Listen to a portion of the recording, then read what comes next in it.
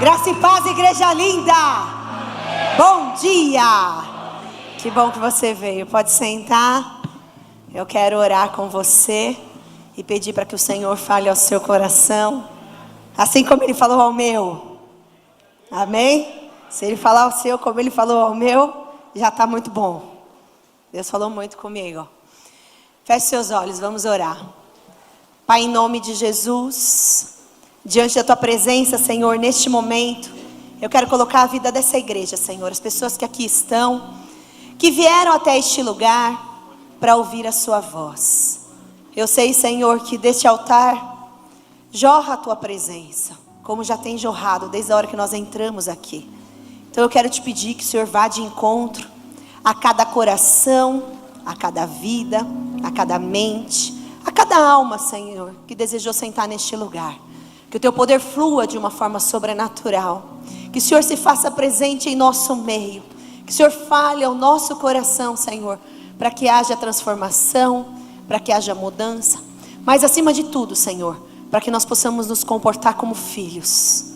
Filhos do Senhor neste mundo que anda em densas trevas, precisando de luz. Que a glória do Senhor venha e que o Senhor acenda a chama do avivamento na vida de cada filho e cada filha que veio até este lugar. Em nome de Jesus. Amém e amém. Você pode dar um aplauso bem forte ao Senhor? Glória a Deus. Abra sua Bíblia no livro de Romanos, capítulo de número 8, versículo de número 19. Romanos 8, 19.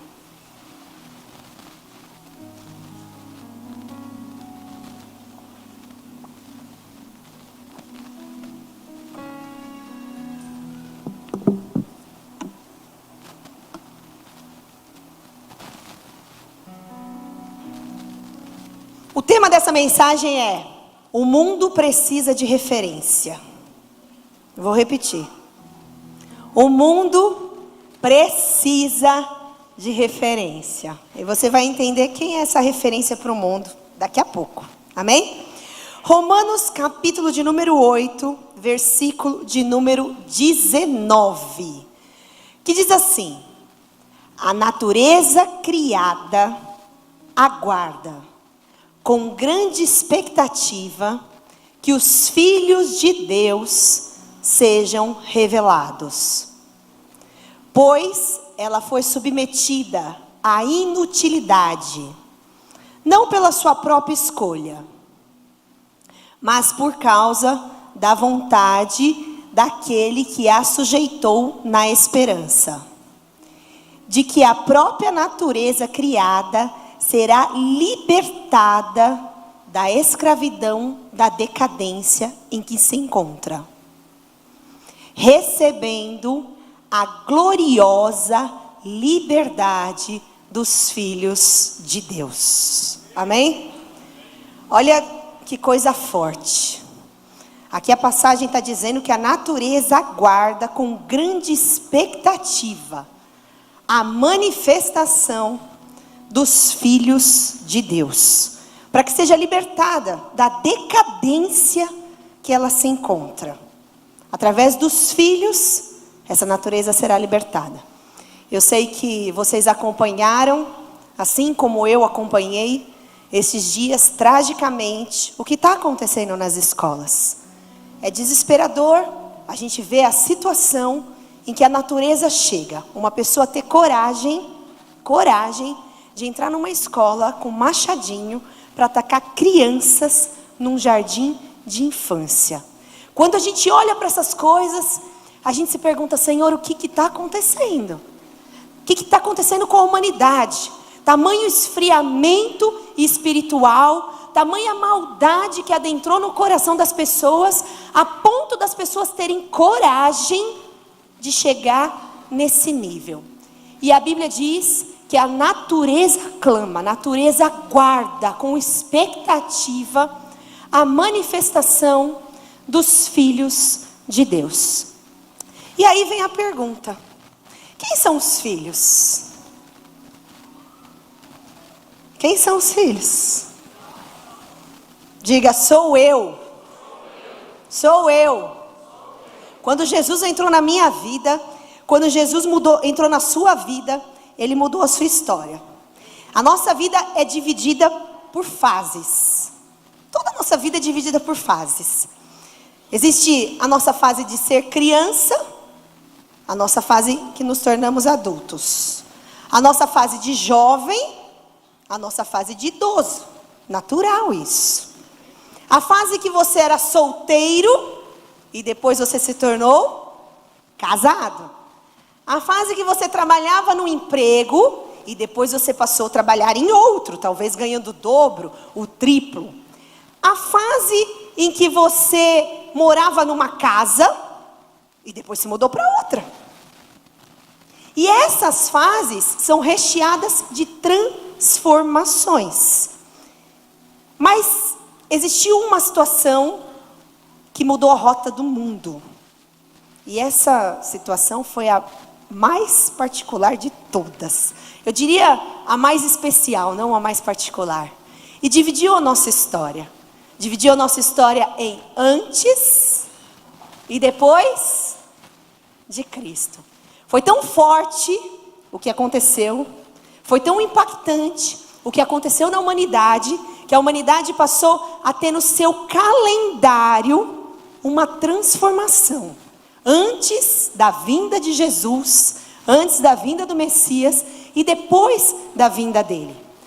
O fato é que quando Jesus entra na vida de qualquer ser humano, ele transforma.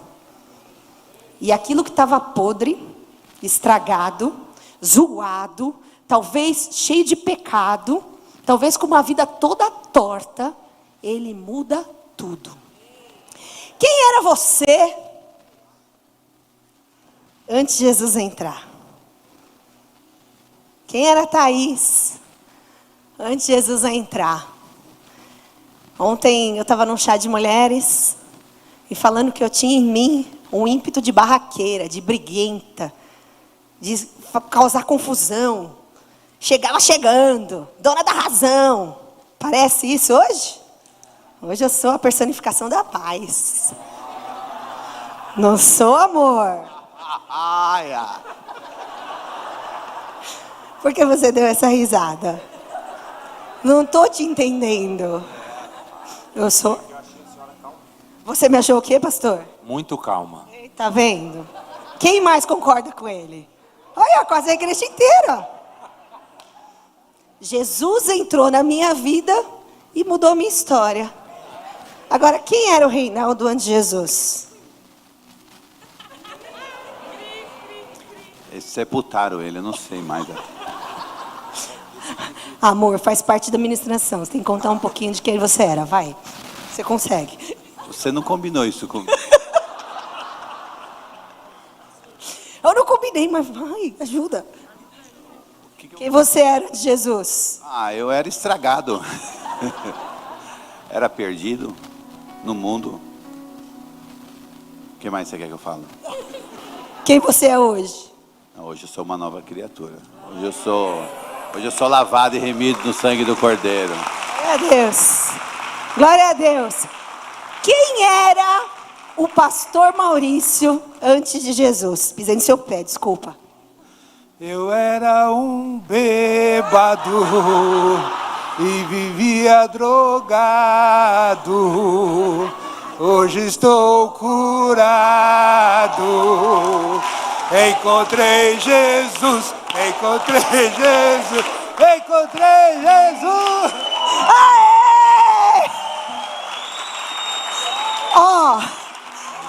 Depois disso você vai ter que voltar à noite, porque a gente não combinou, mas o seu ficou muito perfeito.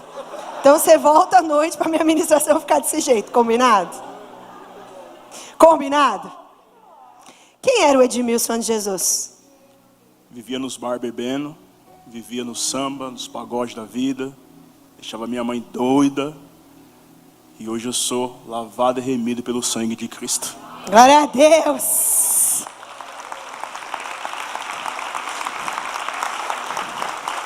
Quem era o Ari antes de Jesus? E um traste. péssimo marido, péssimo colega de trabalho, talvez um bom pai, mas péssimo em termos de família, péssimo. Péssimo. Tinha muito a visão do eu, não tinha a visão do nós enquanto família. O que Jesus fez? Mudou tudo. Transformou. Eu acredito, né? E aí? Completamente.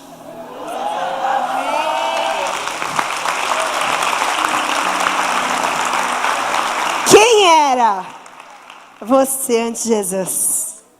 Eu era um perdido, drogado, vivia no meio da rua, não tinha família. Hoje realmente encontrei Jesus e encontrei minha família novamente.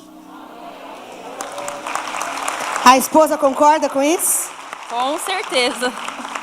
Quem era você antes de Jesus? Eu era um pagodeiro, ficava na noite tocando, bebendo. Eu não escolhi Jesus, Jesus me escolheu. Hoje eu estou libertado, graças a Deus, para honra e glória. Glória a Deus. Glória a Deus. Cadê o Zé? Cadê o Zé? Não está aí não? Quem era? Quem era você, Zé, antes de Jesus? Quem era eu? Ninguém. Hoje eu sou, em Cristo, uma nova criatura. Eu era inimigo de Deus, afastado de Deus, longe dos planos e do propósito. Mas a partir da hora que Jesus entrou na minha vida, transformou ela num bom marido, num bom pai, num bom cidadão. Porque eu era aquele marido que achava que colocando as coisas dentro de casa era o suficiente. E a gente sabe que família não é isso, é muito mais. E quando Jesus entra, ele transforma, ele muda, ele renova, ele dá uma nova mente, ele dá uma nova vida e dá uma nova esperança. Porque nós sabemos que nós não estamos aqui de passagem, que o maior está nos aguardando. Amém? Amém. Amém. Se eu continuar nesse auditório perguntando quem é cada um de vocês, eu tenho certeza que eu vou ouvir muitas coisas. Ok. Tem duas aqui na minha cara. Quem era a pastora Lu antes de Jesus?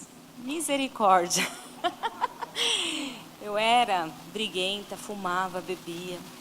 Eu era terrível. Só andava com gente que não presta.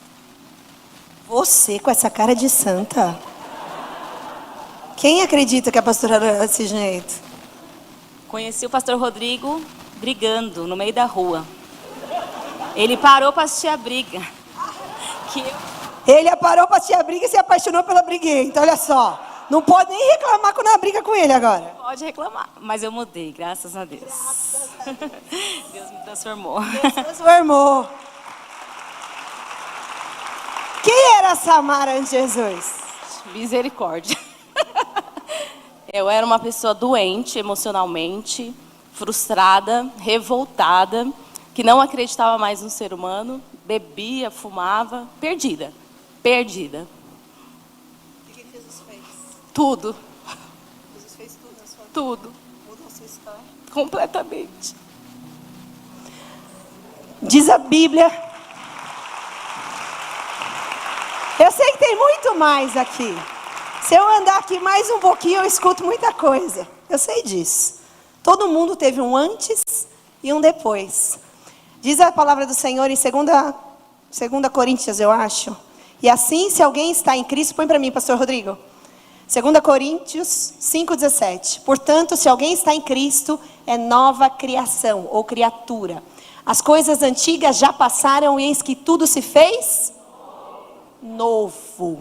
Tudo se fez novo. Ou eis que surgiram coisas novas. Eu estou na outra tradução. A gente lê na tradução e acostuma com ela, né? Mas eu pedi para o pastor Rodrigo pôr nessa tradução hoje, por isso que ele está pondo nessa tradução. E a verdade é que Jesus veio e nos transforma. Nos transforma como filho. Pode pôr outro versículo, pastor? O próximo.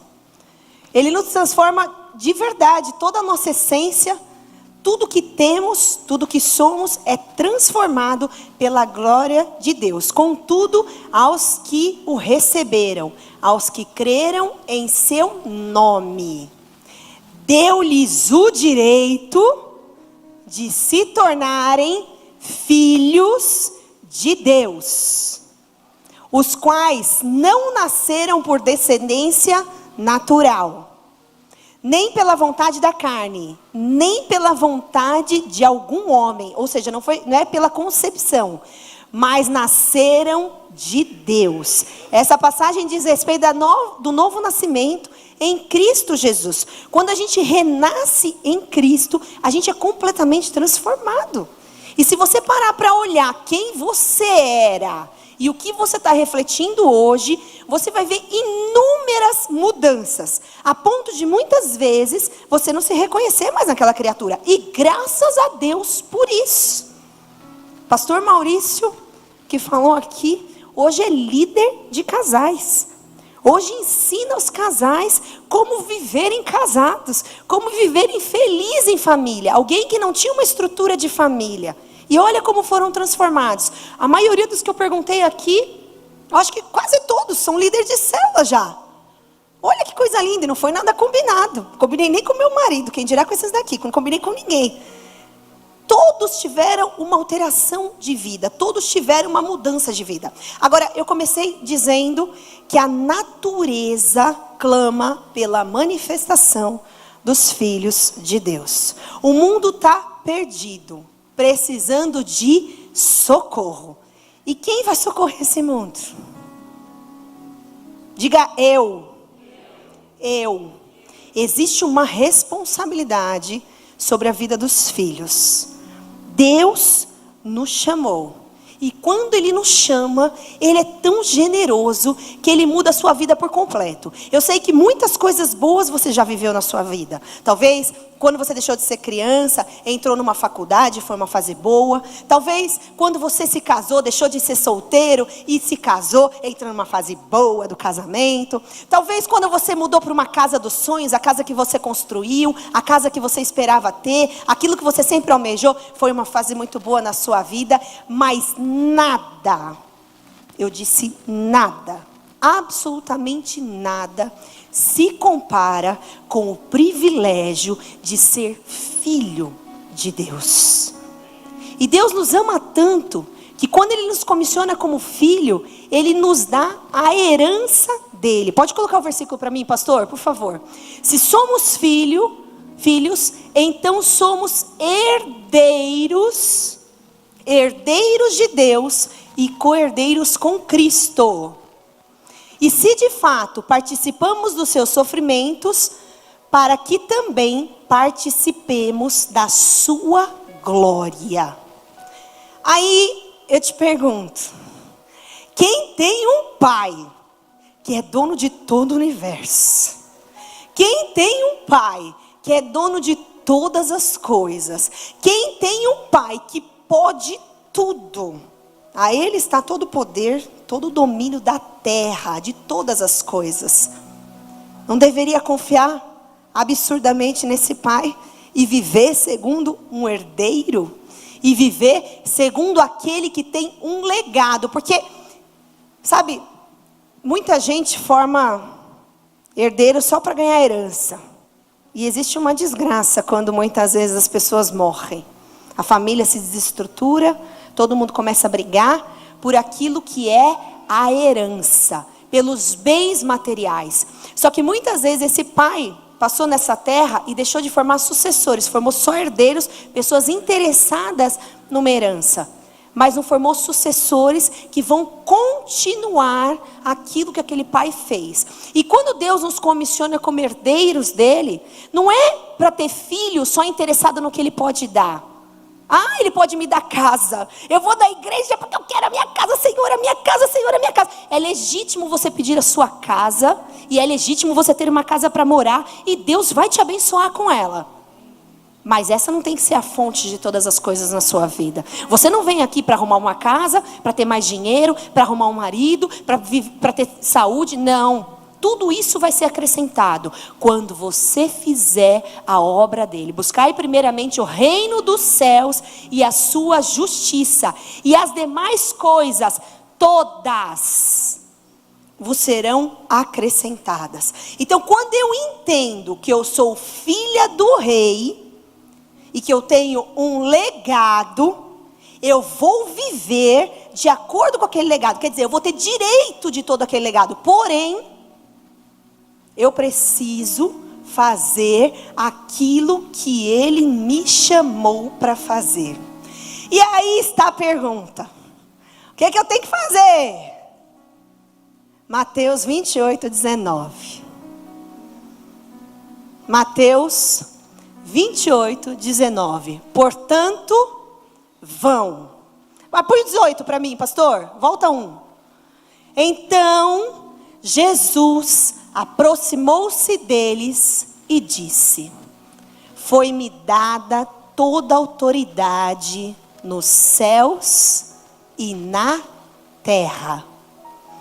Portanto, vão e façam discípulos de todas as nações, batizando-os em nome do Pai, do Filho e do Espírito Santo, ensinando-os a obedecer a tudo que eu ordenei a vocês. E eu estarei sempre com vocês até o fim dos tempos. Olha que coisa interessante. Eu li há pouco tempo, uma passagem atrás, que nós somos herdeiros e co-herdeiros com Cristo. Aí Jesus vem e declara: foi-me dada toda a autoridade. Se nós somos co-herdeiro com eles, essa autoridade está sobre a vida de quem? Diga: minha. Minha. Bate no seu peito. Minha. A autoridade está sobre a sua vida também. E aí Jesus disse: vão e façam discípulos. Ensina a eles tudo que eu estou ensinando para vocês. E eis que estarei convosco todos os dias até o final dos tempos. Agora, se eu perguntar aqui nesse auditório, talvez eu vou encontrar uma ou outra pessoa que ainda não esteja andando de fato com Deus. Mas a maioria de vocês aqui é carinha carimbada. Está aqui todo domingo, está aqui toda quarta, está aqui nas celas, está aqui com a gente. Isso quer dizer que vocês já estão passando por esse processo de ensinamento. Já aprenderam muita coisa. Já sabem muita coisa. Quantos aqui frequentam células toda semana? Quantos? A grande maioria. O que nós estamos falando nas células essas 2 semanas? Visão celular no modelo dos 12. E agora, essa semana especificamente, vai ser a visão celular no modelo dos 12, a visão celular e a formação dos 12. Portanto, você não perca a célula dessa semana, que vai falar sobre como formar esses 12. Nós estamos ensinando nas células sobre como ser discípulo e como formar essa grande comissão que Jesus nos ensinou. Amém?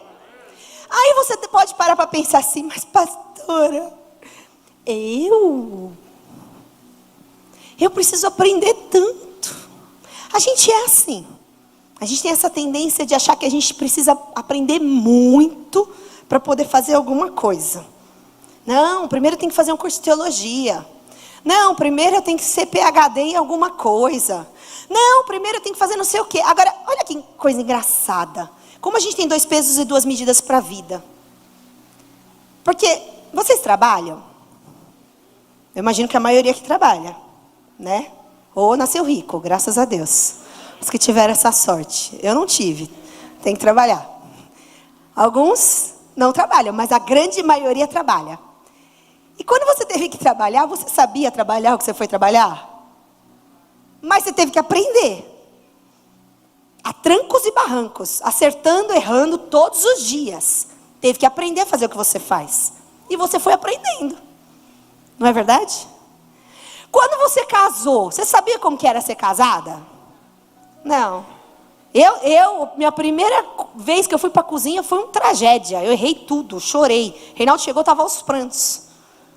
Porque eu voltei de lua de mel, feliz da vida, que eu casei, coisa linda. Fui pra lua de mel, fiquei feliz. Aí voltei, aí ele falou assim, amor, vou até a churrascaria, falar não sei o que com meu pai, fazer não sei o que, e daqui a pouco eu volto. Eu pensei, pronto, coisa de filme, né? Vou preparar o banquete, meu marido, recém-casado, coisa linda. Aí coloquei os hambúrgueres no forno. Enquanto isso, eu fui fazendo macarrão, mas tinha pouca coisa em casa, eu só tinha comprado o basiquinho. Comprei um macarrão que vinha pronto, que eu nunca tinha feito, no saquinho, já com molho, o negócio pronto. Coloquei para cozinhar o negócio do molho. Só que o macarrão não tinha crescido ainda, é lógico. Tá aí sem noção. Não cozinhava em casa. Não cozinhava, minha mãe cozinhava. Aí coloquei o molho para fazer. Enquanto isso eu fui fazendo a salada. Aí eu olhava aquele macarrão, via aquele macarrão pequeno. Falei, gente, isso aqui não vai dar nem para comer direito. Pouca comida. A gente gosta de comer, né? Ninguém aqui é francês. Já foram em restaurante francês? Você paga um montão e come isso aqui, ó. Coisa... Já foram? É bem horrível, não vai não. É melhor em japonês, que você se entope. Francês é aquele pouquinho de comida, tudo chique. Bom, enfim, não tem esse padrão muito chique não. Aí quando eu vi aquele pouco de comida, peguei e coloquei mais macarrão lá dentro. Só que o macarrão já estava quase pronto. Enquanto eu estava entretida com o macarrão, eu senti um cheiro de queimado. Meu hambúrguer queimou. Aí Reinaldo chegou. Desde que ele chega, o macarrão tá duro, horrível, o hambúrguer queimado e eu chorando. Ah! Eu queria fazer uma comida para você e não consegui fazer nada. E eu sabia ser casada? Não sabia. Fui aprendendo dia a dia que a louça não voltava automaticamente para o armário. Fui aprendendo que para pegar a roupa eu tinha que lavar e depois arrumar de novo. Porque eu não fazia isso na minha casa. Mas fui aprendendo. Quando eu tive filhos, quando você tem filhos, você sabe ser mãe?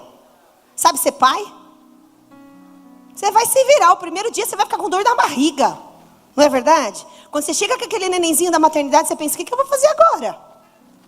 Meu Deus do céu, eu lembro que eu olhava para a Bia e falava, e agora? Ela precisa que eu cuide dela. Como é que vai ser isso? Que medo. Quantos sentiram medo quando trouxeram o primeiro filho para casa? Eu senti muito medo. Porque a gente não sabia fazer isso. Queridos, me escute. Escute. Está me ouvindo? Do mesmo jeito é na vida cristã. Às vezes a gente acha que não sabe fazer as coisas. E a verdade é que não sabe mesmo. Mas quem vai ensinar? Quem é interessado que a gente aprenda. É claro que você tem que fazer a sua parte. A sua parte é ir para o encontro, fazer pós-encontro, entrar na escola de líderes, frequentar uma célula. Essa é a sua parte. Mas quem vai te ensinar a ser líder? Aquele que te chamou. Aquele que tem interesse que você lidere. Aquele que quer te fazer um líder de multidões. E às vezes você olha para você e fala assim, mas eu não tenho capacidade. Quem sou eu na fila do pão? Quem sou eu para poder falar para os outros? Você acha que eu tenho capacidade, Godô? E eu estou aqui. Porque não diz respeito a quem você é. Escute. Não diz respeito em quem você é. Mas diz respeito ao que Ele quer fazer através da sua vida. Existe uma geração morrendo. Existem pessoas sendo absurdamente mal lá fora. E o que nós, como bons, estamos fazendo? E quando eu digo bons, não é porque se acha não. É bons diante de Deus. Porque Deus transformou o nosso caráter. Deus está transformando a nossa vida. O que nós estamos fazendo? Tem uma frase que diz assim: o que assusta não é o barulho dos ruins, mas é o silêncio dos bons. Tem gente que não presta para absolutamente nada, mas tem coragem de pegar uma machadinha, ir para dentro do jardim de infância e mutilar, matar crianças e acabar para sempre com a história de pais e mães que vão chorar eternamente a perda do seu filhinho. Tem gente que não tem caráter, que não tem idoneidade, que não tem amor, mas vive por aí, oferecendo nas portas das escolas drogas, para que quando seus filhos passarem lá, eles sejam pegos. Tem gente que não vale nada, mas está aí fora, pronto para assaltar, roubar, levar os nossos bens, levar talvez pessoas para cativeiros. Quantas a gente está ouvindo, quantas histórias a gente está ouvindo agora de cativeiros, pessoas estão ficando presas para fazer pix. E você pensa que eles estão se importando se eles sabem? Você pensa que eles passam por uma escola de treinamento de como ser um bom ladrão? Eles vão simplesmente fazem. E a gente, às vezes, fica parado nas nossas desculpas. Ai, mas eu não sei falar bem. Ai, mas eu não consigo decorar os versículos da Bíblia. Ah, mas eu preciso estudar mais, pastora. Eu tenho que estudar, eu tenho que me matar, eu tenho que não sei o quê. Meu filho, você não tem que nada. Você tem que entender que você é filho. E como filho, existe uma chamada. E a chamada é: oi, levanta e vai. Essa é a chamada. Vai ser líder. Vai ensinar o quê? O que você já aprendeu. Mesmo que você não saiba muito de Bíblia ainda. Deus mudou a sua vida? Deus mudou a sua história? Deus mudou quem você é? Então não fala da Bíblia, fala de você. Fala o que Deus fez em você. Fala assim: como Deus mudou a minha vida, Deus vai mudar a sua. Eu tive a experiência de ir para Israel algumas vezes. E graças a Deus por isso, em nome de Jesus, você também vai. Em nome de Jesus, você também vai. E nenhuma dessas vezes que eu fui, o Mochico, eu já falei isso aqui na igreja, mas como tem sempre gente nova, né? Eu nunca sei quem está, quem não está. E também às vezes eu esqueço que eu falo, então tudo certo, vocês ouvem de novo. Não é verdade? Às vezes você vai pensar assim: de novo você está falando a mesma coisa. Mas eu nunca sei, né, para quem eu falei, então eu falo de novo. O Mochico, ele é guia lá em Israel. A gente teve a bênção de ter ele por 2 vezes como nosso guia. E ele é inteligentíssimo, inteligentíssimo. Inclusive eu sigo ele na internet. Depois, se você quiser, você procura lá na internet ou me chama que eu passo o Instagram dele. E ele é um judeu messiânico. Se converteu a Jesus e ele é historiador também. E no meio lá da caravana, um dia, numa das ministrações lá no Jardim do Túmulo, o apóstolo Fábio disse para ele assim: Mochico, conte o seu testemunho de conversão para eles. E ele começou a relatar o testemunho de conversão dele. E ele disse assim: porque eu já era historiador, já tinha muito conhecimento. E aí, quando eu decidi ser guia turístico, eu peguei e comecei a ler o Novo Testamento. Aí ele brincou: um judeu que se preze nunca deve ler o Novo Testamento. Por quê? Porque quando se deparar com que é a biografia de Jesus, não tem como não entender que ele era o Messias, que ele é o Messias.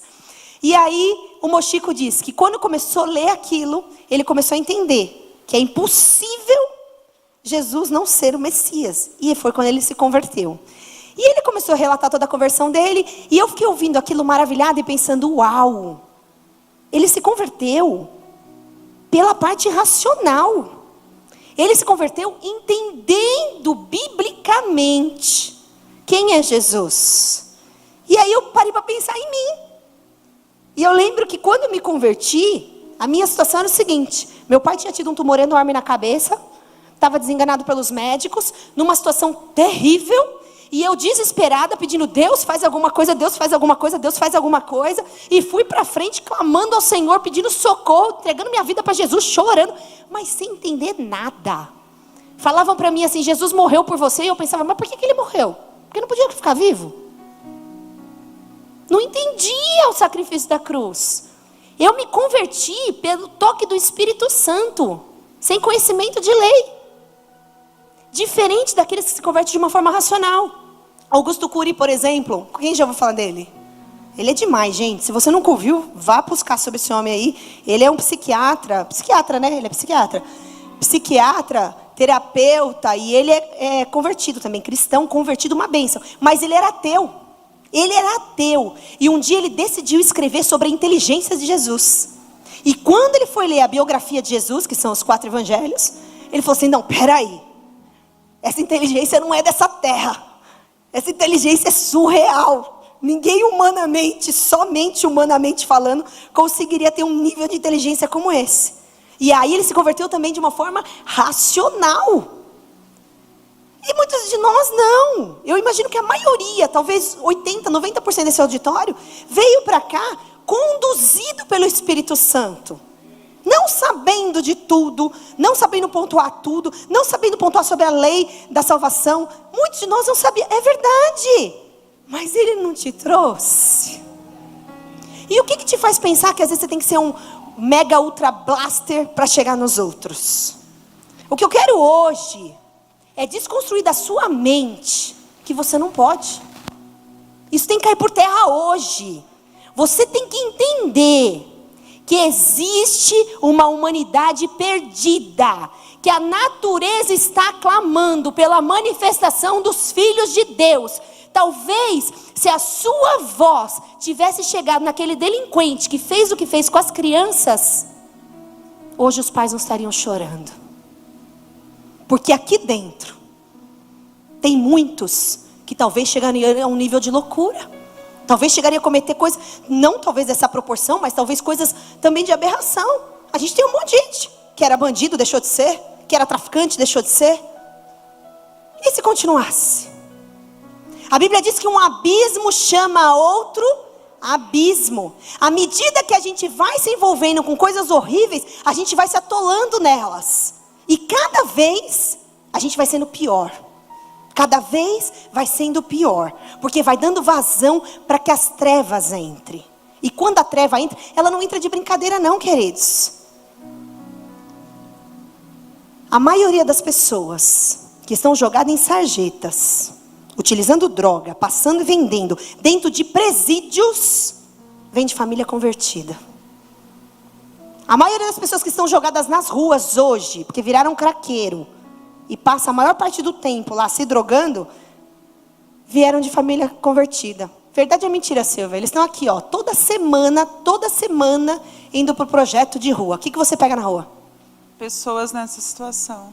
Pastores, né, que foram criados no meio evangélico, hoje está na rua. E hoje está na rua. É muito triste. Por quê? Porque o inimigo entra e rouba. E a pessoa vai perdendo a essência. O que acontece com a humanidade hoje? Pessoas distantes de Deus. E se a gente for ler o que diz em Romanos 8, põe para mim, pastor. Eu vim meditando nesse livro hoje porque... Põe para mim, Romanos 8. Eu não pedi para você, mas é o livro todinho de Romanos. Pode pôr aí. Eu quero ler com a igreja. Preste atenção. Eu vou ler rápido, porque é extenso. Mas eu quero que você preste atenção nisso. Portanto, agora já não há condenação para os que estão em Cristo Jesus. Porque por meio de Cristo Jesus, a lei do Espírito de vida, me libertou da lei do pecado e da morte. Porque aquilo que a lei fora incapaz de fazer por estar enfraquecida pela carne, Deus o fez, enviando seu próprio Filho à semelhança do homem pecador, como oferta pelo pecado, e assim condenou o pecado na carne, a fim de que as justas exigências da lei fossem plenamente satisfeitas em nós, para que não vivemos segundo mas segundo o... Quem vive segundo a carne tem a mente voltada para o que a carne deseja. Mas quem vive de acordo com o Espírito tem a mente voltada para que o Espírito deseja. A mentalidade da carne é... Mas a mentalidade do Espírito é... A mentalidade da carne é inimiga de Deus, porque não se submete à lei de Deus, nem pode fazê-lo. Quem é dominado pela carne não pode agradar a Deus. Entretanto, vocês não estão,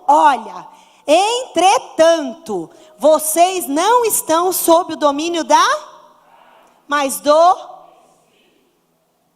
se de fato o Espírito de Deus habita em vocês. Detalhe, está entre vírgulas.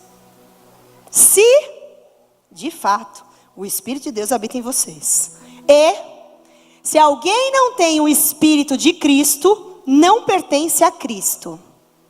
Mas se Cristo está em vocês, o corpo está morto por causa do pecado, quer dizer, a carne. Mas o Espírito está por causa da justiça. E se o Espírito daqueles que ressuscitou Jesus entre os mortos habita em vocês, aquele que ressuscitou Cristo dentre os mortos também dará vida a seus corpos mortais. E aqui está falando da vida eterna.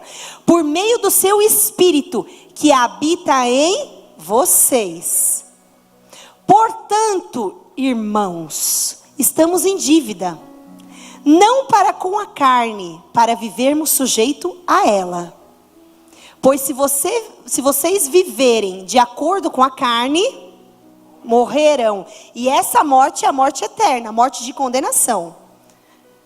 Mas, se pelo Espírito fizerdes morrer os atos do corpo, viverão. Porque todos os que são guiados pelo Espírito de Deus são filhos de Deus. Pois vocês não receberam um espírito que os escravize, para novamente temerem. Por quê? Parênteses. Porque o espírito que vem do mal é para a escravidão. Cada vez pior, cada vez pior. Pode ver que as pessoas às vezes que se desviam, elas voltam a ser pior do que o que elas eram. Por quê? Porque é a escravidão do pecado. Pois vocês não receberam, mas receberam o Espírito que os torna filhos por adoção. Por meio do qual clamamos, Abba, Pai, que é Paizinho querido. O próprio Espírito testemunha ao nosso espírito que somos filhos de Deus. E se somos filhos, então somos herdeiros, herdeiros de Deus e co-herdeiros com Cristo. Se de fato participamos dos seus sofrimentos, para que também participemos da sua glória. Considero que os nossos sofrimentos atuais não podem ser comparados com a glória que em nós será revelada. Vocês estão passando problema aí? Está passando luta? Isso não é nada perto de tudo que Ele ainda vai fazer na sua vida. Amém? A natureza criada, foi com esse versículo que eu comecei, aguarda com grande expectativa que os filhos de Deus sejam revelados. Pois ela foi submetida à inutilidade, não pela sua própria escolha, mas por causa da vontade daquele que a sujeitou na esperança de que a própria natureza criada será libertada da escravidão, da decadência em que se encontra, recebendo a gloriosa liberdade dos filhos de Deus. Então há promessa para essa natureza, tá vendo? Há promessa para essa natureza, mas para isso sabemos que toda a natureza criada geme até agora em dores de parto, como em dores de parto.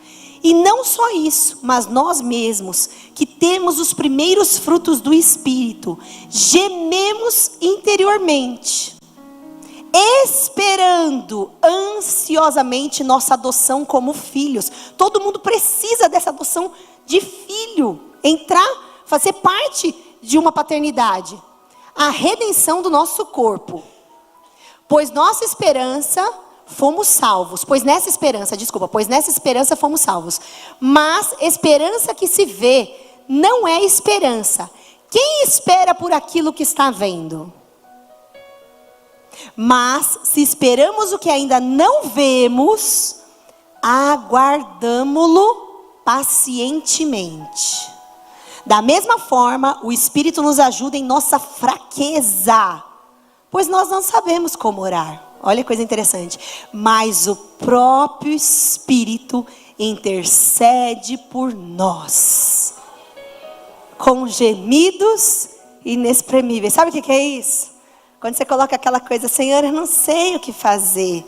Eu nem sei orar. Meu filho, dobra o seu joelho. Abre a tua boca e deixa que Ele mesmo vai falando através de você. Porque Ele vai guiando. Você já teve experiência de evangelizar alguma pessoa e de repente você começar a falar um monte de coisa que você nem sabia que você sabia? Já? Por quê? Porque Ele é interessado. Pode continuar, pastor. E aquele que sonda os corações conhece a intenção do Espírito. Porque o Espírito intercede pelos santos de acordo com a vontade de Deus. Sabemos que Deus age em todas as coisas. Eu amo esse versículo. Sabemos que Deus age em todas as coisas para o bem daqueles que amam, dos que foram chamados de acordo com o seu propósito. Eu não vou continuar, porque é bem extenso, mas eu gostaria que você fosse para sua casa. Falta mais 2? Não, falta mais ainda, irmão. Falta um montão. Eu li esse capítulo várias vezes, de ontem para hoje. Leia o que está em Romanos 8. E eu tenho certeza que o Senhor vai falar muito, mas muito ao seu coração. Porque eu sei o que passa dentro de você, porque eu sei o que passa dentro de mim. Quantas vezes eu tive crise de não me achar competente para fazer as coisas, de não me achar capaz. E de dizer, Senhor, mas como é que eu vou fazer isso? Eu lembro uma das vezes que eu estava em crise de verdade. A igreja já tinha começado, estava lá na Tuca ainda, na outra rua que a gente tinha a igreja. Tinha mais ou menos umas 200 pessoas na igreja. E eu achando assim que, como é que eu sou pastora dessa igreja? Eu não sei, não tenho capacidade para ser pastora dessa igreja. Em crise, porque eu não me achava capaz. Não porque eu tinha uma vida de pecado, queridos. Porque assim, pecar todo mundo peca, é fato. Mas eu, desde quando eu me converti a Jesus, eu fiquei diante de Deus, não me desviei mais, fiquei firme no altar. Mas eu tinha muito medo de não ser aquilo que Deus esperava que eu fosse. Eu queria fazer a obra, eu queria estar no reino, eu queria fazer as coisas de Deus, mas eu queria ter uma pastora, eu não queria ser responsável pela igreja. Eu queria que alguém fosse e eu ajudasse essa pessoa, entendeu? E eu entrava em crise, mas crise de chilique mesmo. E eu falava, Reinaldo, a gente é muito novo. Ó, o meu marido, ele merece o Oscar. É verdade. O Oscar. Um dia eu ainda vou comprar uma taça do Oscar para você, tá bom? Porque ele teve muita paciência. Eu me vejo assim, quando eu olho para trás, eu me vejo como Sara, duvidando da promessa, achando que não era possível, porque eu achava que eu era muito incapaz para aquilo. E eu estava chorando no quarto e falando para ele, você é louco, você começou com essa igreja e agora tem que ser pastora dela, e eu não sei direito o que fazer com esse povo, me dá um medo danado, e agora, chorando. Reinaldo, você não tem medo? E ele falava assim para mim, medo do quê, Thaís? Medo do quê, Thaís? Medo de não ser exatamente o que Deus espera, de não fazer exatamente a vontade de Deus. Aí eu lembro que ele me ministrou, aquilo foi cura para minha alma. Ele me ministrou sobre a parábola dos talentos. A um, Deus deu 5 talentos. A outro, Deus deu 2 talentos. E a outro, Deus deu 1 talento. O que tinha 5, granjeou e fez mais 5. O Senhor deixou os talentos para eles administrarem e foi embora. Quando ele retornou, o que tinha 5, tinha feito mais 5. E aí ele não devolveu 5 para o Senhor, mas ele devolveu 10. O outro, que tinha 2, devolveu 4. Granjeou e fez mais 4. E aí devolveu 4. O Senhor ficou feliz. E aquele que tinha 1, disse assim, eu sei como o Senhor é bravo, eu sei como o Senhor é exigente, eu sei como o Senhor é firme. Eu fiquei com medo de perder esse talento. O que eu fiz? Eu cavei um buraco na terra, escondi ele lá e estou devolvendo. Aí a parábola diz o seguinte, que o Senhor olha e fala assim, servo mau e negligente. Antes tivesse entregue aos banqueiros, pelo menos eu recebia com juros. Tipo assim, antes você tivesse feito qualquer coisa, mas fizesse. Aí eu não lembro direito, a passagem eu não consigo lembrar aqui onde é que está, porque eu não planejei isso aqui, veio agora na cabeça. Mas eu sei que ele fala assim, aquele que tem pouco, até o pouco que tem lhe será tirado. Se alguém puder pegar aí para mim, onde é que está? Pastor, se alguém puder pegar aí e pôr aqui no telão, eu não preparei esse versículo. Até o pouco que tem, lhe será tirado. O que está dizendo isso? Tipo, já que você não faz nada, então até o nada você vai ter. Aí o Reinaldo virou para mim e falou assim, amor, entende uma coisa, pelo amor de Deus, para de me dar trabalho. Eu acho que era isso que eu estava pensando, essa parte ele não falou. Mas ele devia estar pensando isso. Ele falou assim, entende uma coisa, pelo amor de Deus. A gente está sendo pastor para quê? É para acabar com a vida do povo? Eu claro que não, Reinaldo. É para prejudicar as pessoas? É claro que não. A gente está sendo pastor porque a gente acredita que Deus nos chamou. E eu pensando, você acredita, eu não muito, mas tudo bem. A gente acredita, ó lá, de quem não tem, até o que tem lhe será tirado. Olha como é forte isso. E aí, ele falou assim, a gente está cuidando de gente para fazer o bem, para fazer o melhor. Se a gente falhar nesse processo, se a gente errar, se a gente não for exatamente da forma com que Deus espera, Deus vai nos perdoar. Porque a intenção do coração é boa e Ele é quem está olhando isso.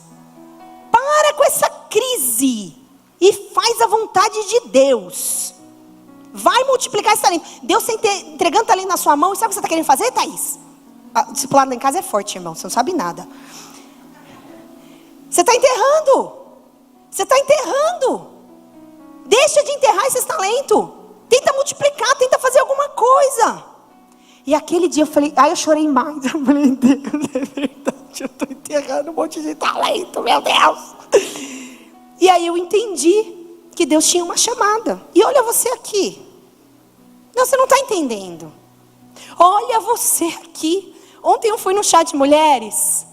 E às vezes essas coisas mexem comigo. Porque a gente fica aqui no altar e ministra, mas às vezes a gente não sabe o que acontece nos bastidores da igreja. Muita coisa a gente não chega assim na gente. E não porque não contam, mas é porque é muita coisa acontecendo. Então nem tudo chega nos nossos ouvidos.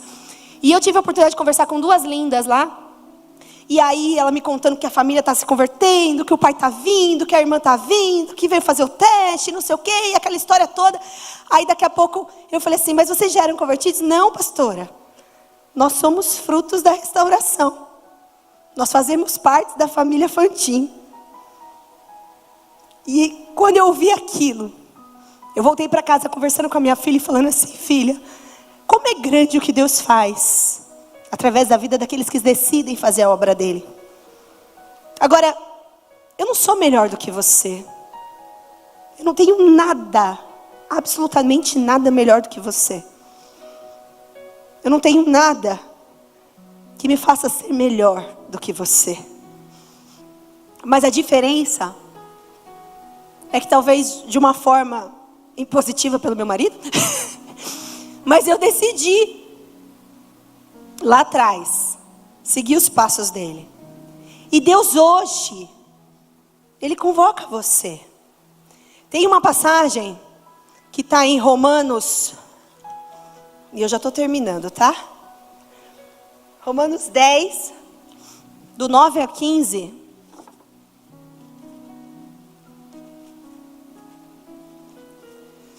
Romanos 10, versículo 9. Pode pôr para mim aí, pastor, por favor?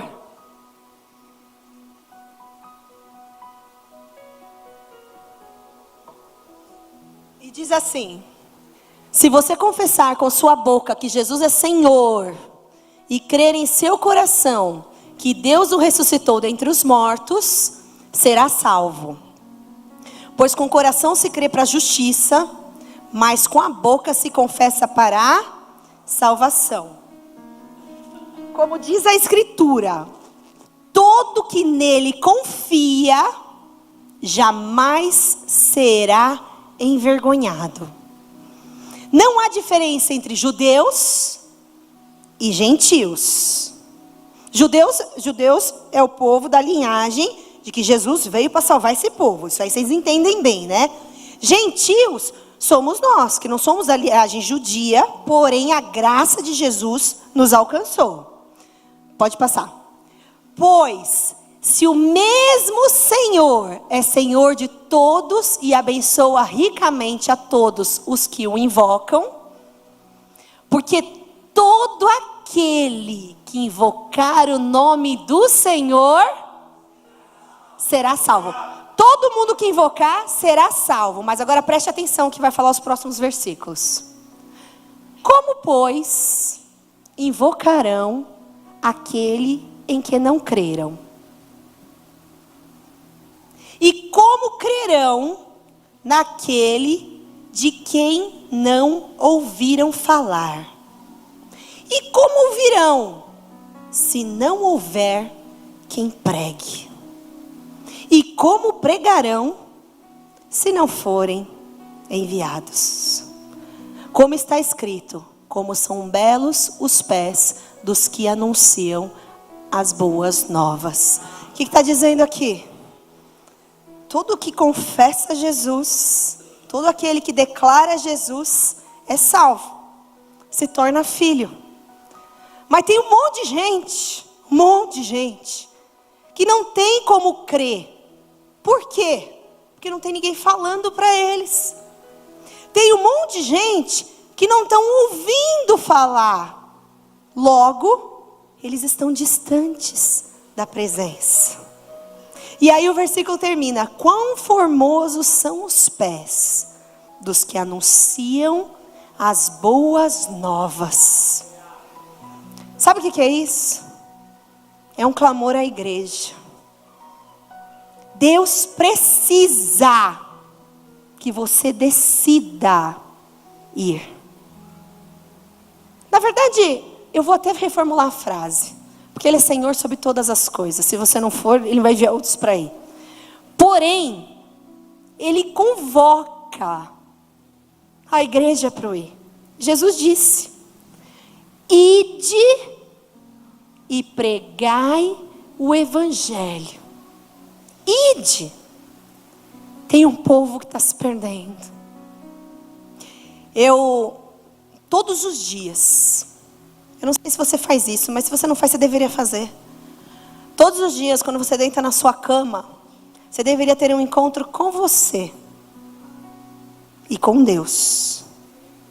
Primeiro com você, para parar para pensar como é que foi o seu dia, as besteiras que você fez nele, porque certamente você fez alguma, as coisas que você acertou e o que você ainda pode melhorar.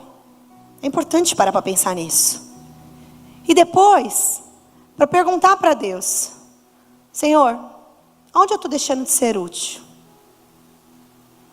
Existe uma doutrinação terrível hoje em cima das nossas crianças, para acabar com a mente deles, para destruir o emocional, a identidade, destruir quem eles são, porque nós, de certa forma, já temos uma convicção formada, mas uma criança não.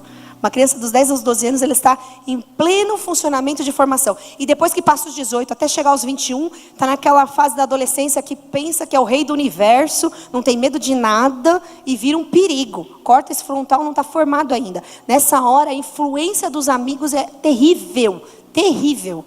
E aí precisa de orientação. E o que a gente, como igreja, todos os dias precisamos fazer? Ou a gente entrega para o mundo, ou a gente se posiciona. E o que nós precisamos? De valentes. Quando eu olho o projeto acontecendo aqui na escola, meu coração se enche de alegria. Porque eu sei que aquelas crianças, aparentemente, estão indo lá para jogar futebol. Aparentemente, estão indo lá para dançar. Mas Deus é estrategista. Eles dançam, eles jogam futebol, eles se divertem. Mas lá eles estão sendo firmados na palavra. Lá eles estão tendo referência. E eu estava conversando esses dias com o irmão Zé, e ele contando para mim e para o Reinaldo, como tem criança que vem e fica perto dele o tempo todo: tio, eu quero ficar com você. Tio, eu posso ficar aqui, tio? Por quê? Falta referência de pai. E eles veem muitas vezes no Zé essa referência de pai, ou na Larissa essa referência de mãe, ou naquelas que servem o lanche, a referência daquela que está dando comida, que está alimentando, o papel que a mãe deveria fazer muitas vezes não faz. E aí eles começam a se apegar, e à medida que eles vão se apegando, o coraçãozinho vai ficando aberto, para receber o quê? A palavra. Queridos, Meu sonho de igreja vai muito além dessas 4 paredes. Muito além. Há muitos anos atrás, eu tive a oportunidade de ir para uma igreja na Argentina. E eu já falei isso aqui várias vezes. Igreja Rei dos Reis, na Argentina. Quando eu cheguei lá, que eu vi aquela estrutura de igreja, aquela estrutura de social, eles têm um galpão onde eles recebem as doações, onde daquele lugar saem doações para tudo quanto é canto. Eles têm um ônibus onde eles vão fazer evangelismo nos lugares. E lá dentro do ônibus tem a médica, dentro do ônibus tem psicólogo, dentro do ônibus tem assistente social, dentro do ônibus tem um monte de gente lá para ajudar. E tem até gente que vai carpir a grama do bairro onde eles vão. Coisa de louco. Aí tem projeto de morador de rua, tem projeto disso, tem projeto daquilo. Eu lembro que eu era recém-casada, 2003. E eu olhando tudo aquilo e falando, Reinaldo, o que é isso? Eles tinham escola. Olhando tudo aquilo e falando, meu Deus, o que é isso? Isso é igreja na terra. Isso é igreja que movimenta uma sociedade. E hoje eu fico muito feliz, mas muito feliz de ver os passos que nós estamos dando. Não chegamos àquele nível ainda. Mas eu vejo os projetos com os moradores de rua. Eu vejo os projetos com as crianças acontecendo. Eu vejo o projeto com a melhor idade. Coisa mais linda. Senhorinhas choram, contam a vida, se derramam. Fala que foi a melhor coisa acontecer aquilo uma vez por semana. Onde a pastora Lu e a dona Yolanda decidiram doar o tempo dela para estar lá. Vamos abrir em breve. Cadê a Marcela? A Marcela está aqui? Não, deve estar com os adolescentes. Em breve nós teremos um centro terapêutico para família, em nome de Jesus. Estamos trabalhando nesse projeto. O sonho é fazer escola técnica. Mas quem pode fazer isso? Diga eu. Não, você não está entendendo. Diga eu. Você não vai fazer tudo. Assim como eu não vou fazer tudo. Às vezes a gente olha e dá desespero quando a gente olha para essa sociedade. Porque a gente pensa, meu Deus, tem hora que se você olhar criticamente, você pensa, acho que precisa de uma bomba para começar tudo de novo. Porque está todo mundo louco. Só que aí você põe a mente, pensa nas coisas de Deus e diz, não, tem saída. Tem saída. Tem saída para calar a voz dos maus. E a saída é o levante dos bons. Cadê os bons? Cadê os bons? Escuta. Não adianta você levantar sua mão aqui para mim. E depois você voltar para a sua rotina amanhã, segunda-feira. E você pensar na sua vida, nas suas coisas, na sua casa, no seu trabalho, nos seus filhos, na sua família. Pense em tudo isso, que é legítimo, você deve cuidar de tudo isso. Mas existe algo maior preparado para você. Você é filho. E todo filho tem direito a uma herança.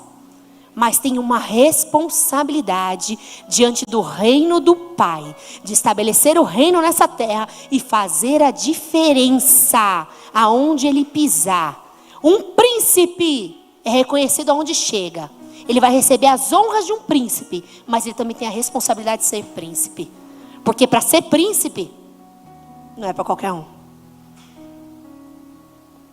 Herdeiros ganham tudo, mas também perdem tudo.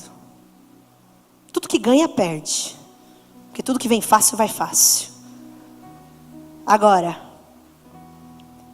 herdeiros e sucessores, esses constroem história e fazem a diferença nessa terra.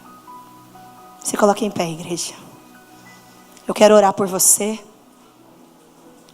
E eu quero que nesse momento você sentir no seu coração de vir aqui na frente. Aquele que está ardendo dentro do coração, desejo de fazer mais. E eu vou começar por mim. Eu sei que talvez você já faz muitas coisas no reino. Mas você sabe que você pode fazer mais. Vem para frente. Eu quero orar por você. Eu quero orar por você para que você entenda que nada diz respeito a quem você é. Nem tampouco as suas habilidades humanas. Eu lembro quando a escola chegou, eu entrei em crise. 6 meses do ano passado foram... eu diria emocionalmente, os piores meses da minha vida, o ano passado. 6 meses primeiros. Eu fiquei desajustada emocionalmente. Pensando, eu não vou dar conta? Isso é uma loucura, meu Deus do céu, administrar uma escola. Cuidar de uma igreja já parecia ser uma coisa muito louca. Agora cuidar de uma escola é doideira total. Porque como é que a gente vai cuidar de criança sem saber, sem ser formado, sem ter pedagogia, sem ter noção de administração escolar? Como é que vai ser isso? E sabe o que Deus mostrou? Que Ele não precisa de mim. Ele só precisa do meu sim. E da minha vontade. Não das minhas habilidades humanas. Porque é Ele quem capacita. O Senhor capacita todos aqueles que Ele escolhe. E você é filho escolhido de Deus. E a capacitação virá do céu. Mas para isso você precisa decidir ir. Pode cantar, Jonas, aquele louvor que tira sandálias, como que é? Para onde eu irei? Por favor. Porque eu sei que é difícil às vezes a gente pensar em largar as coisas, queimar as carroças, queimar os bois. Senhor, mas minha vida, e meu eu, e minha praia, e minha água de coco, e minha felicidade. Mas o que está em jogo é uma coisa muito maior. O que está em jogo? Às vezes você fica pensando, mas eu vou doar todos os sábados, 2 horas no meu sábado. Não, mas durante a semana, minha vida já é corrida. Eu vou ter tempo para cuidar de gente. Cuidar de casal. O casal dá tanto trabalho. Nossa, cuidar desses pais são meio desajustados. Essas crianças. Que eu trabalho. O que não dá trabalho na sua vida? Até para acordar você tem trabalho de manhã. Porque você tem que escovar os dentes, tomar banho e trocar de roupa. Tudo dá trabalho. Tudo dá trabalho. Só que tem coisas que a gente trabalha. E quando a gente olha o resultado, não serviu de nada. Agora tem coisas que a gente trabalha bastante. Mas quando a gente olha os frutos, quando a gente olha uma pessoa dizendo, eu sou fruto da restauração. Deus está mudando a minha casa, Deus está mudando a minha família. Semana passada celebramos aqui Páscoa. Tinha 3 crianças aqui, que são resultado do projeto das crianças. Estavam aqui no altar e a família estava aqui assistindo as crianças dançarem. Vale a pena, Larissa? Você está gastando todos os seus sábados. Você é jovem. Você poderia estar vivendo. Você poderia estar indo para a praia. Você poderia estar curtindo com seus amigos. Mas você está se doando e se permitindo gastar em prol de algo muito maior. Tenha certeza. Você está semeando. E um dia você verá os frutos que você nunca imaginou ver. Porque está germinando. Tudo que cai na terra, Deus acrescenta. Todas as coisas Ele entregará àqueles que fazem a obra. Buscai primeiramente o reino de Deus e a sua justiça. E as demais coisas, todas vos serão acrescentadas. Pai, eu clamo neste momento por essa igreja, Senhor. Esse povo que com o coração contrito se prostra nesse altar. Outros nas suas cadeiras, porque aqui já está cheio. Mas que neste momento entrega o coração ao Senhor. É verdade, Senhor, que como seres humanos nós nos sentimos às vezes tão falhos, tão distante de ser e poder fazer aquilo que o Senhor nos comissionou. Mas também é verdade que nada, absolutamente nada, depende de nós. Tudo depende do Senhor e é para o Senhor. Deus, a tua palavra diz que a natureza clama pela manifestação dos filhos de Deus. E nessa manhã, Senhor, eu peço para que o Senhor entre em cada coração, que o Senhor possa quebrantar a vida dos seus filhos de uma forma intensa, que eles possam entender que eles fazem parte dessa chamada. Eles são os filhos, eles são os escolhidos, eles são aqueles que vão impedir os massacres nas escolas. Eles são aqueles que vão impedir que o traficante destrua uma família. Eles são aqueles que vão transformar os bandidos em homens de Deus. Senhor, essa sociedade está em decadência, precisando de socorro. E eis aqui a tua igreja, Senhor. Levanta neste lugar um exército. Levanta neste lugar filhos e filhas comprometidas com a tua presença. Faz de nós, Senhor, pessoas melhores. Tira de nós todo o eu. Tira de nós toda a vontade própria. E acima de tudo, tira de nós todo o medo, Senhor. Quantas vezes temos medo?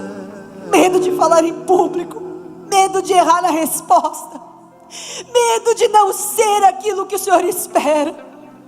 Mas o Senhor nos chamou, o Senhor nos comissionou, e o Senhor verdadeiramente essa manhã levanta neste lugar homens e mulheres corajosos, fortes, valentes e capazes de cumprir esse ID. Capacita cada um no seu território, Senhor. Faz brotar os projetos aqui dentro. Eu sei que dentro de cada um, Senhor, dentro de cada um existe uma chamada. Esses homens e mulheres que estão diante de mim são bombas atômicas do inferno e transformarão toda uma sociedade. Dá sabedoria, dá graça, nos dá discernimento, inteligência, para que possamos verdadeiramente nos levantar como igreja, Senhor. Uma igreja forte na terra, porque a tua palavra diz que as portas do inferno não prevalecerão contra a sua igreja, e nenhum mal prevalecerá contra essa casa, nenhum mal prevalecerá contra essas famílias, nenhum mal prevalecerá contra a vida dos seus filhos. Que o Senhor os comissione ao ID, que o Senhor os comissione ao ID. Você possa nesse momento rasgar o seu coração diante do Senhor, dizer: eu estou pronto, Senhor, eu estou pronto, eu estou pronto. E o Senhor vai me ensinar, o Senhor vai me habilitar a ser aquilo que o Senhor espera. Vem Espírito Santo, vem Espírito Santo. Um pouco de vinho, Ele me deu um som, cajado e pão. Pôs um anel em meu dedo e me tirou o medo. Novas sandálias pra suportar o ID. Pôs um anel em meu dedo e me tirou o medo. Novas sandálias e disse: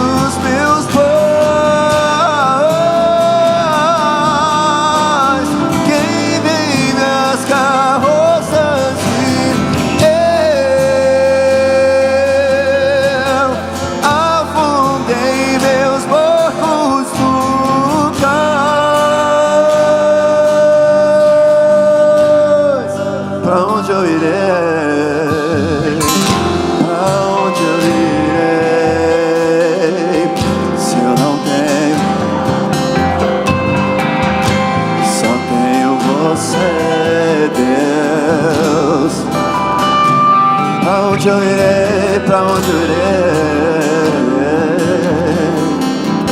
Se eu não tenho pra onde voltar, só tenho você, Deus. Pra onde eu irei? Se eu não tenho pra onde voltar?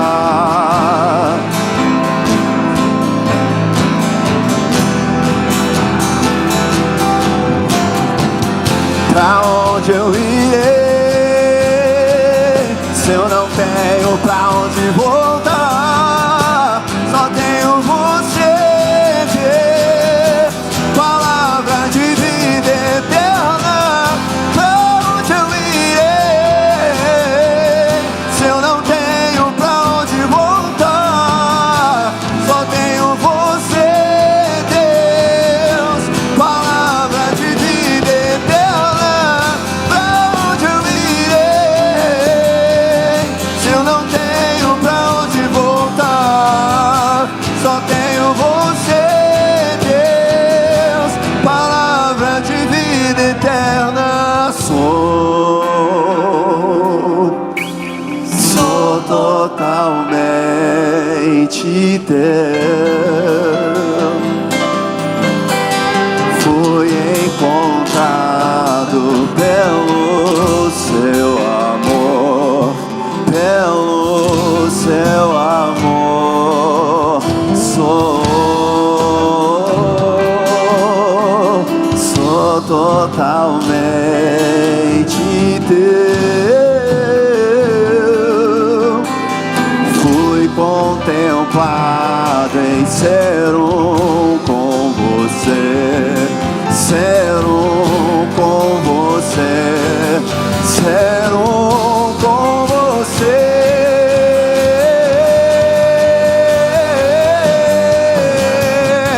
Pra onde eu irei? Se eu não tenho pra onde voltar, só tenho você, Deus. Palavra de vida eterna.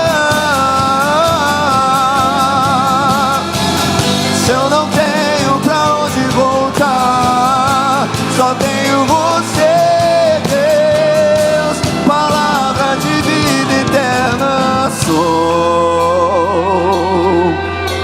Sou totalmente teu. Fui encontrado pelo seu amor, pelo seu amor. Sou totalmente teu. Fui contemplado em ser um com você, ser um com você. Somos um com você, somos um com você.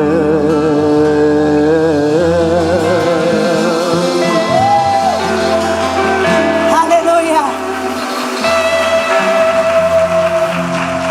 Ide por todo o mundo e pregai o evangelho a toda criatura, ensinando-os todas as coisas que vos tenho ensinado.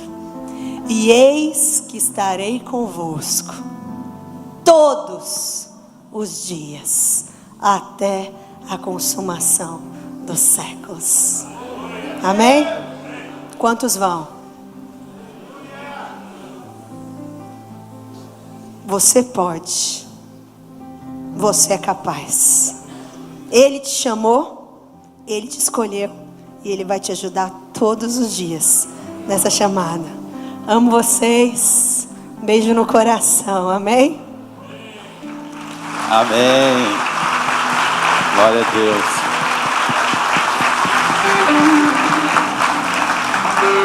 Estenda suas mãos. Eu vou dar a bênção final. O horário já é adiantado, tá bom? E aquilo que Deus precisava falar no seu coração, Ele falou nesta manhã. Amém? que o grande e eterno amor do nosso Deus e Pai, que a graça redentora do seu Filho amado Cristo Jesus, que as consolações do Espírito Santo governem a sua vida, sua casa, seu futuro e os seus passos todos os dias, em nome de Jesus, amém, graças a Deus. Beijo no coração, igreja linda, forte aplauso ao Senhor Jesus, Deus abençoe, um bom domingo.